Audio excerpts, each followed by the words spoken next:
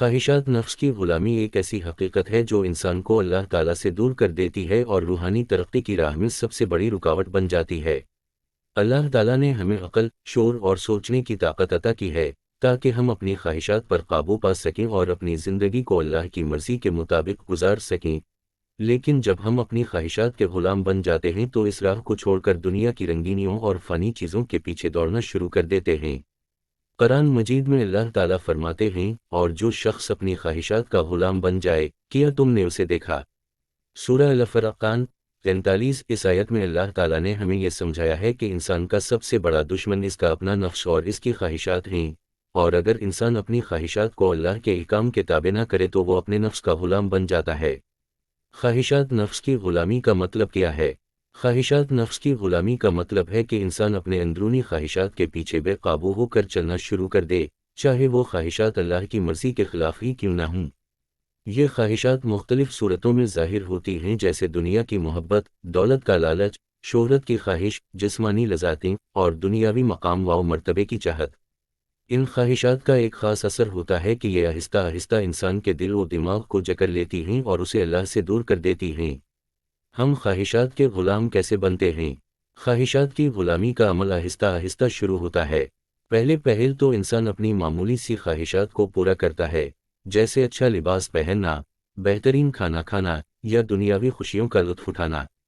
یہ چیزیں اگرچہ حرام نہیں ہیں، لیکن جب انسان ان چیزوں کو اپنی زندگی کا مقصد بنا لیتا ہے اور اللہ کے احکام کو پیچھے چھوڑ دیتا ہے تو یہ خواہشات آہستہ آہستہ اسے اپنا غلام بنا لیتی ہیں۔ نفس کا سب سے بڑا ہتھیار یہ ہے کہ وہ آہستہ آہستہ انسان کو اللہ کے راستے سے ہٹا کر دنیا کی طرف لے جاتا ہے۔ نبی کریم نے فرمایا، جو شخص اپنا محاسب نہیں کرتا وہ نقصان میں ہے۔ اس حدیث میں واضح طور پر ہمیں تنبیہ کی گئی ہے کہ اگر ہم اپنی خواہشات کا جائزہ نہیں لیتے اور ان پر قابو نہیں پاتے تو یہ ہمیں نقصان پہنچا سکتی ہیں۔ خواہشات کی غلامی کے نقصانات۔ خواہشات کی غلامی کے بے شمار نقصانات ہیں۔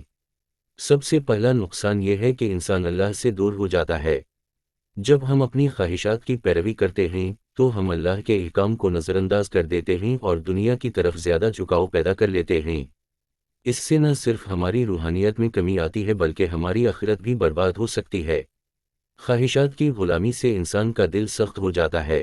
جب انسان اپنے نفس کی پیروی کرتا ہے تو اس کا دل اللہ کی یاد سے غافل ہو جاتا ہے، اور ایک سخت دل اللہ کی رحمت سے محروم ہو جاتا ہے۔ نبی کریم نے فرمایا کہ سب سے بڑی بدبختی یہ ہے کہ انسان کا دل سخت ہو جائے اور اسے اللہ کی یاد میں سکون نہ ملے۔ خواہشات کی غلامی سے بچنے کے طریقے۔ خواہشات کی غلامی سے بچنے کے لیے سب سے اہم چیز یہ ہے کہ ہم اپنے دل کو اللہ کی محبت اور اس کی یاد سے بھر دیں۔ جب انسان کا دل اللہ کی محبت سے بھرا ہوا ہو تو وہ دنیاوی چیزوں کو کمتر سمجھتا ہے اور اپنی خواہشات کو اللہ کی مرضی کے تابع کر لیتا ہے۔ 1۔ توبہ اور استغفار۔ سب سے پہلے ہمیں اللہ تعالیٰ سے توبہ اور استغفار کرنی چاہیے اور اس سے مدد مانگنی چاہیے کہ وہ ہمیں ہماری خواہشات کے شر سے بچائے۔ نبی کریم نے فرمایا کہ توبہ کرنے والا اللہ کا محبوب بن جاتا ہے۔